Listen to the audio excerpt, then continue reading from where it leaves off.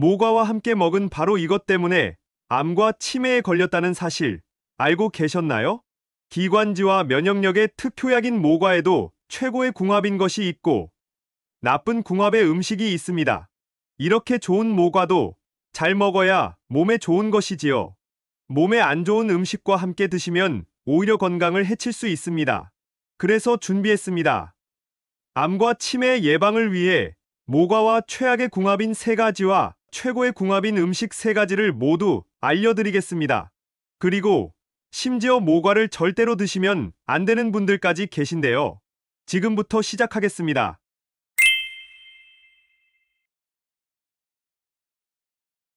안녕하세요.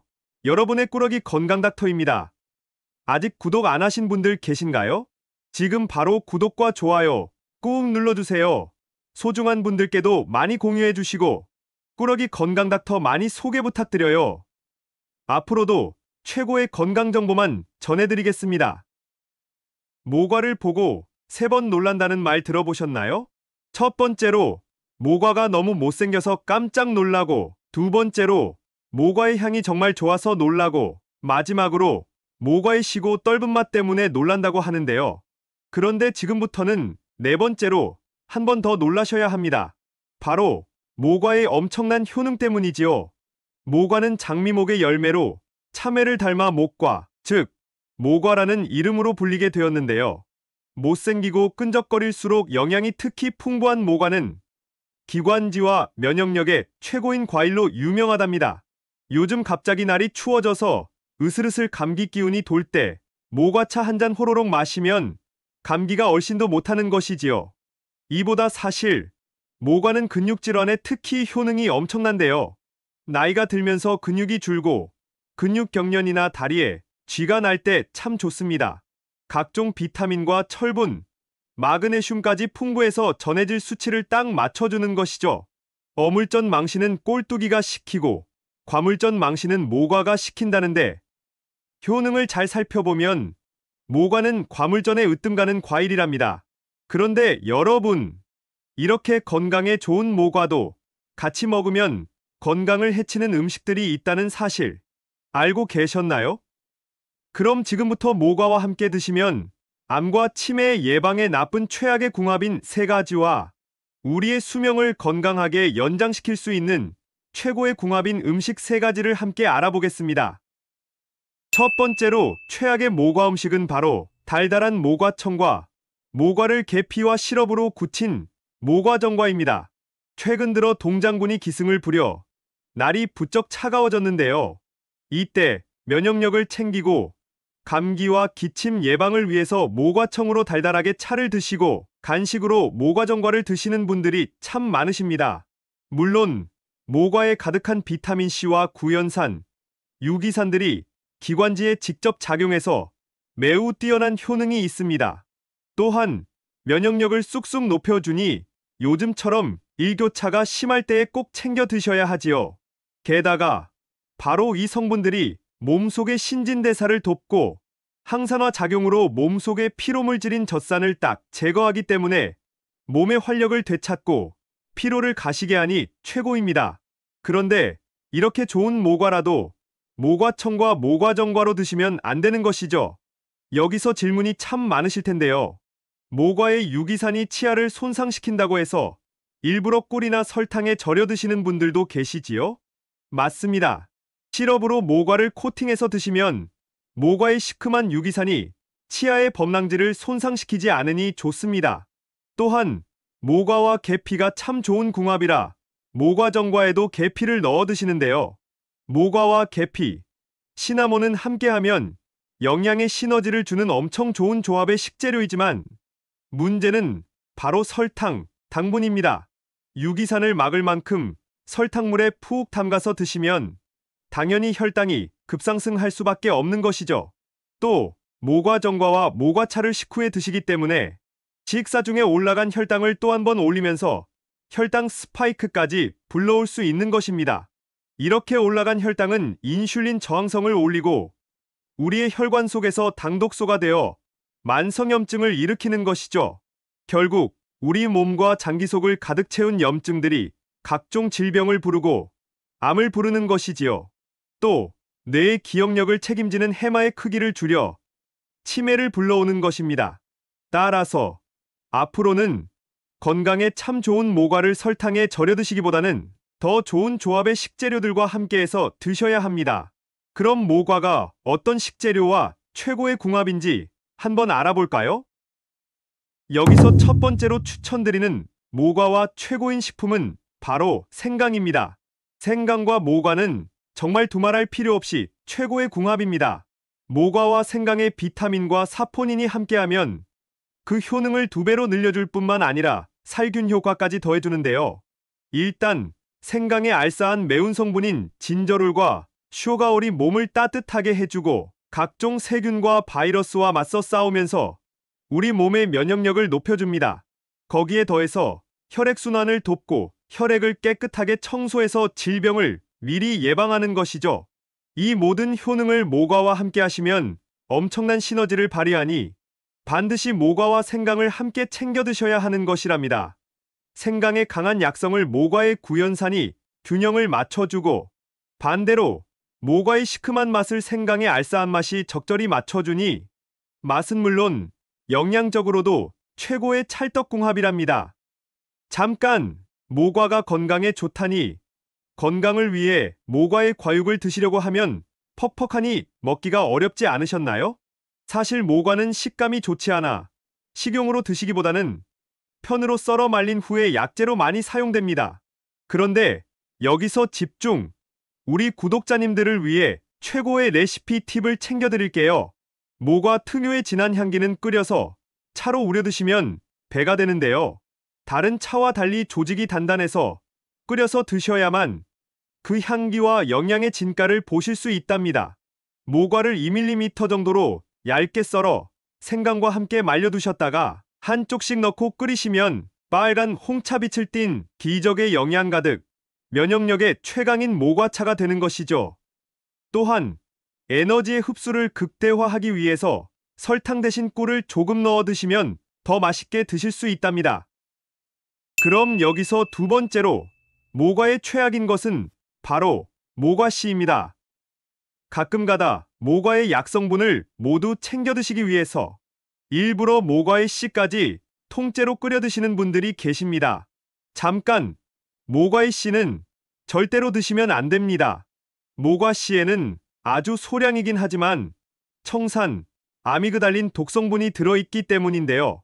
따라서 현기증이나 심각한 두통을 유발하고 인체에 매우 해로울 수 있습니다. 사실 모과는 약성이 매우 훌륭하여 하나도 버릴 것이 없는 과일인데요. 모과의 과육은 소화기관을 튼튼하게 해주고 몸에 열이 모여 화병처럼 속이 답답한 분들께도 참 좋습니다. 게다가 모과의 가지와 뿌리는 다리에 쥐가 자주 나고 근육 경련이 심할 때 달여서 한의학 재료로도 사용되어 왔는데요. 예로부터 모과의 예쁜 꽃은 피부의 미백과 주름 개선에 매우 훌륭한 효과가 있어서 화장품과 팩의 원료로도 사용되어 왔답니다. 또 잘 익은 모과의 아름다운 향기는 마음을 편안하게 안정시켜주는 심신안정의 특효라 거실이나 방에 두시고 방향제로 쓰기도 하시지요. 하지만 모과의 씨는 조금이지만 청산이 들어 독성이 있으니 되도록이면 씨와 씨방의 부위를 제거하고 드셔야 하니 꼭 기억해주세요. 그럼 여기서 모과와 최고의 궁합인 두 번째 식품은 바로 소고기입니다. 모과를 드시면 시큼한 맛에 깜짝 놀라지 않으셨나요? 맞습니다. 이게 바로 모과의 유기산인데요. 모과 속 유기산이 몸속에서 혈액순환을 돕고 온몸의 손발끝까지 피가 돌 수 있도록 하는 것이지요. 또 위장에서 소화효소의 분비를 도와 함께 먹는 음식들의 소화와 영양의 흡수를 최고로 끌어올려주는 것이죠. 이뿐만이 아닙니다. 모과의 따뜻한 성분이 온몸을 돌면서 다리쥐나 종아리쥐, 허벅지의 근육경련까지 완전히 해결해주는데요. 바로 이때 소고기와 함께 드셔야 하는 것입니다. 무엇보다도 소고기에 엄청나게 함유된 고품질의 동물성 단백질이 쥐가 난 근육에 단백질을 가득 공급해주는데요. 바로 이 작용을 모과가 함께하면 나이가 들면서 빠지는 노년 근육을 딱 보충해주고 탄탄한 근육을 만들어주는 것입니다. 게다가 모과와 소고기는 칼슘까지 가득해서 골밀도를 높여 뼈를 튼튼하게 해주는 궁합이라 뼈 건강과 골다공증에도 참 좋으니 꼭 반드시 함께 챙겨 드셔야 한답니다. 마지막 세 번째로 모과와 최악의 궁합은 바로 신장이 약한 분들입니다. 모과를 드실 때의 씁쓸하거나 떫은 맛을 느껴보신 적 있으신가요? 이게 바로 모과에 들어있는 타닌 성분입니다. 타닌은 모과의 사포닌과 함께 암세포의 발생을 막고 항암작용을 해서 각종 암을 예방하지요. 게다가 모과의 플라보노이드 성분은 천연항생제라고 불릴 정도로 엄청난 항염작용을 하는데요. 바로 이 이유 때문에 간지러운 피부염과 아토피에도 모과를 추천드리는 것이랍니다. 그런데 이렇게 좋은 모과의 타닌은 한 가지 큰 문제가 있는데요. 바로 체내에서 수분을 없애는 역할을 하는 것이죠. 타닌이 몸속에서 수분을 딱 빼앗아가니 설사약으로 쓰일 만큼 효능이 참 좋지만 과하면 변비를 일으키고 장경색까지 일으킬 수 있습니다. 또한 신장에 작용하여 소변을 농축시키는데요. 이는 이뇨제와 딱 정반대의 역할을 합니다. 소변에서 수분을 빼앗아가면 소변이 농축되어 요산의 농도가 높아지고 신장에 큰 무리를 주게 되는데요. 결국 신장결석, 요로결석, 신장염과 암까지 이어질 수 있는 것입니다. 심지어 떫은 모과는 우리의 위장에서도 수분을 뺏어갈 수 있으니 위궤양이 있으시거나 위산이 과다할 때에는 피해 주셔야 합니다. 또 이뇨제를 처방받아 드시는 고혈압 환자분들의 혈관에서도 수분을 빼앗아 나트륨 농도를 급격히 올리고 심한 경우 심근경색과 뇌경색까지 일으킬 수 있으니 과도한 섭취는 주의해 주셔야 합니다. 게다가 타닌이 철분의 흡수를 딱 막아버려서 빈혈이 있으신 분들도 꼭 주의해서 드셔야 합니다. 그럼 신장이 약하거나 고혈압 또는 빈혈이 있는 분들은 절대로 모과를 드시면 안 될까요? 아니죠. 방법이 있습니다. 그럼 여기서 추천드리는 모과와 최고의 궁합인 마지막 세 번째 식품은 바로 호두입니다. 앞서 말씀드린 모과의 탄닌이 우리 몸속에서 수분을 빼앗아가는 것을 호두가 딱 막아줍니다. 놀랍지 않으신가요? 호두에 들어있는 알파리놀렌산이 뇌 건강과 집중력, 그리고 치매 예방에 최고라는 사실은 이미 잘 알고 계실 텐데요. 바로 이 호두가 모과 속의 탄닌을 딱 막아주어 체내의 수분을 지켜주는 것입니다. 게다가 호두의 불포화 지방산과 항산화 성분이 모과의 효능을 배로 끌어올려준답니다.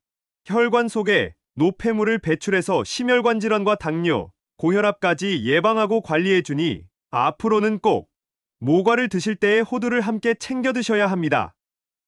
지금까지 모과와 함께 드시면 최악의 궁합인 세 가지와 최고의 궁합인 음식 세 가지를 모두 알아보았는데요. 마지막으로 함께 정리해볼까요?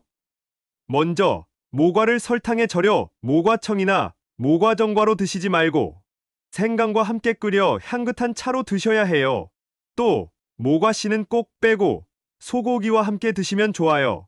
마지막으로 모과는 신장이 약하시거나 고혈압 또는 빈혈이 있으신 분들은 반드시 꼭 호두와 함께 드셔야 한답니다. 어떠신가요? 몸에 좋은 모과, 좋은 궁합의 음식과 함께 잘 조리해서 드셔서 여러분들의 건강을 지키셨으면 좋겠습니다. 긴 시간 함께 해주셔서 정말 감사합니다. 오늘의 영상이 도움되셨다면 구독과 좋아요 꼭 부탁드려요. 그리고 소중한 가족과 지인분들께도 많이 공유해주세요. 항상 여러분의 건강과 행복을 위해서 기도드릴게요. 지금까지 꾸러기 건강닥터였습니다. 감사합니다.